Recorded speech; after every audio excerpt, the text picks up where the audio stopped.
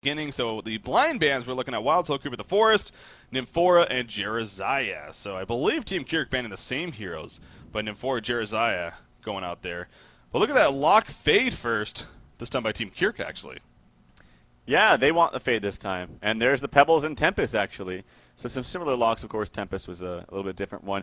The Wild Soul and the Keeper of the Forest, again, no surprise there. I really do put Wild Soul up there as that god tier. I really do. And so, of course, they are in the first position, so that's one of those things. It's kind of like when we saw for a long time. I mean, Tundra is definitely god tier, top tier by,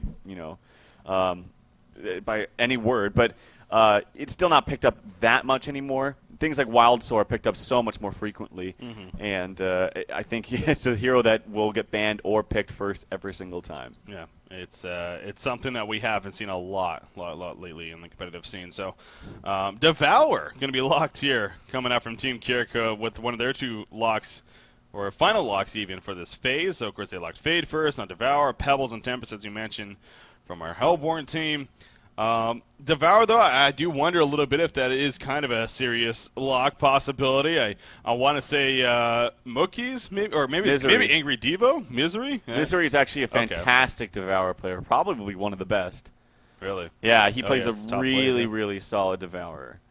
So I would not be surprised to pick them. And actually, the first game that I was mentoring, or not mentoring, but monitoring against TT Esports in this group stage, he was up. He was like 6-1-9. Very early on as Devourer. Oh, yeah. And they were actually winning that game. Of course, they did lose the Series 0-2, but, as the team fight potential from TT Esports, as it always seems to be, was just too strong. But nonetheless, Misery plays a great Devourer, and I would not be surprised at all to see it picked up. Yeah, and then Pharaoh on top of that. So, one of the few cases a lock like Devour may not be for trollish purposes. Maybe picked up here from Team Kierk. Swindamelons, though, with their final lock, we'll see what he ultimately decides to choose here. For their side, you see Balfagor being right-clicked over there from Lalonde. I know Lalonde is a huge fan of that hero. By the way, Lalonde is playing this game. That is worth mentioning, too. Of course, he's a friend here from Oncast, and he has been around every now and then on the competitive scene. He is actually replacing who is he replacing? Onsirk, that's right. Onsirk had to go, I believe, for school or something like that. So Lalonde stepping in here, also part of the roster. Shadowblade, the final lock, and then Ophelia going to be the first ban here. Yeah, they don't want to deal with that Ophelia yet again. Ophelia is just so strong. Again, these are heroes that are more first-pick heroes. That's why it's a little peculiar to see those banned, like Wild Soul, Ophelia, when you do have the option, or you're in the first position, so you do have that option to take him before the other team. Maybe they just simply don't have an Ophelia player that they're comfortable with.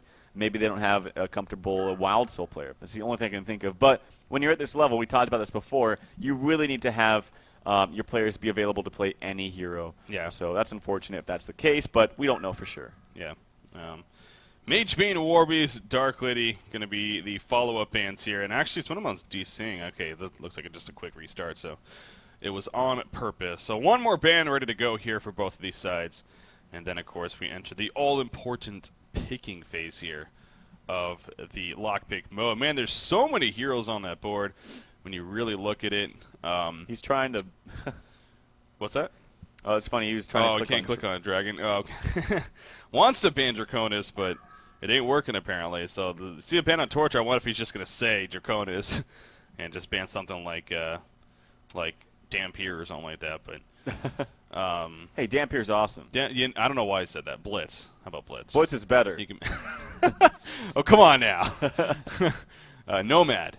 Nomad's pretty bad. Nomad's pretty bad. We can agree on that. Yeah. So, okay, so he can't click him, so yeah, he's probably just going to say, I ban Dragon. I know that for some reason that very rarely, but that comes up where you can't click like the top lane of heroes for whatever reason. I know Fly actually brought that up a couple times back when Fnatic was playing. Yeah. Whatever, but he's going to ban Artillery as instead of Draconis, but he's going to say it's Draconis, I believe, so... Oh, okay, never mind. He's just going to go ahead and ban Draconis. Oh, listen, Angry Devo was like stats. View stats too. Oh, wow.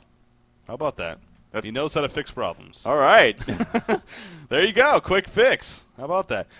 Anyways, so Draconis is the actual final ban here when it's all said and done. That's pretty cool. Shout out to Angry Devo there for bug fixing.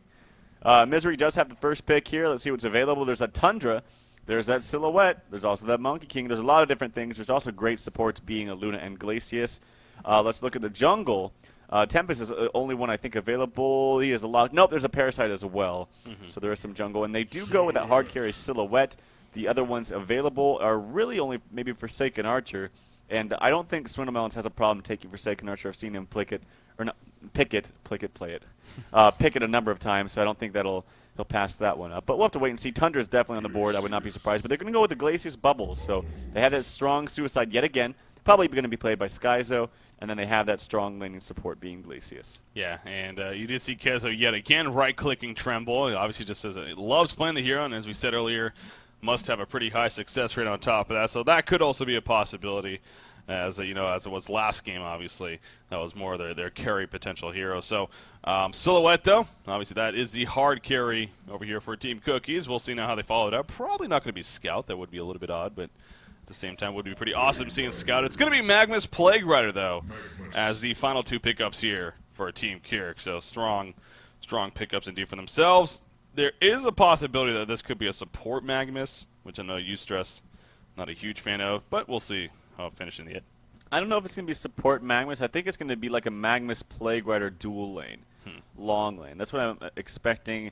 Maybe they'll first pick, like, say, a Tempest out of that pool, throw Mookies on that Tempest, and then they'll have another solo like Devour, actually. And the only scary thing is that's probably going to open up Fade for the Hellborn side, and I'm pretty sure Swindle will have no problem taking a Fade. Yeah. So I'm expecting, say, Tempest right here, because it would fit their lanes the best. And yeah, they're going to have that Tempest with a double deny, Fade, Pebble, Snap Pick, as I mentioned, and I'm guessing Devour right here. Yep. Well, that just flew by, and you called it just before, like every single one, so yeah, almost on the same wavelength, apparently, with all these guys. But I need to have more bets with Sam, a.k.a. Milkfat, because... that dinner ever happened, by the way? Working on it. still going. All right. Devour is picked up. She's too busy managing Team Kierk. Of course, getting ready for this event. That makes sense. She is the manager after all, and got to keep the team prepared. So. Yep. Seeing Devour here, he's actually going to be using, I almost said the alt skin. He has like 500. So. Yeah. I think it's actually 5, but. Not to it's the newest 7 deadly sin. It's one of the it's the newest. I don't think I've actually seen it yet myself. So it's kind of cool. He hooks out of his stomach. Like this thing comes out of his stomach when he hooks, and then when he eats them with this ultimate, the Devourer, it like shoots something yet again out of his stomach or something, and like attaches onto him, kind of like a tongue tie, man. Kind of like a tongue tie, but yeah. Oh, this is glutton skin. Yeah. And look, he doesn't even have eyes. Yeah. He's just got mouths everywhere. Mouths, even on his. Oh God, there's a freaking. Oh jeez. Okay. Wow. Okay. Interesting. All right. Well, that's gonna be fun to watch, I guess. So, he is gonna be going mid. Of course, Tempest is gonna be denying for him, being played by Mookies, as you guessed. Plague Rider's going top, and we are gonna see that support Magmus here for Silhouette at the bottom lane. You need to be careful because you got Fade, Bubbles, Glacius, all are here. They are using this courier to scout it out. Magmus running up there a little bit, but Lalonde spotted them quickly, and I believe he will be fine in the end. Of course, he has that Lava Surge if need be, so not going to be any kills here early on, but support Magmus for the Silhouette. How do you mean? I think these lanes are shaping up here. Well, look at the lanes. It's kind of interesting from the Hellborn side. It's going to be a support Fade. Z-Freak playing that Fade. Glacius, and it's going to be a Fade Glacius. Pebbles tri-lane aggressively against the Silhouette Mag, and I got to say it's definitely going to work out.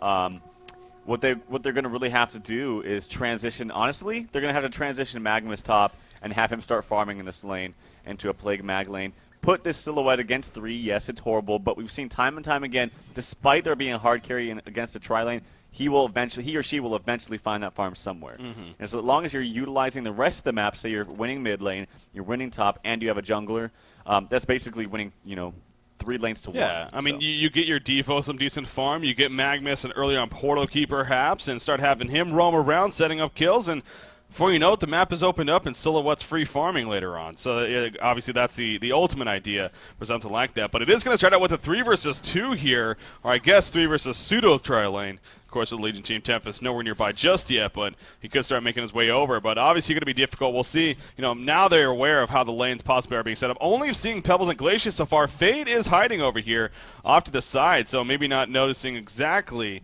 how it's being set up just yet. But Tremble's by himself at the top lane, and of course Bubble is going 1v1 against Devo in the middle lane. But Silhouette, she's positioning herself fairly well here, as you would expect.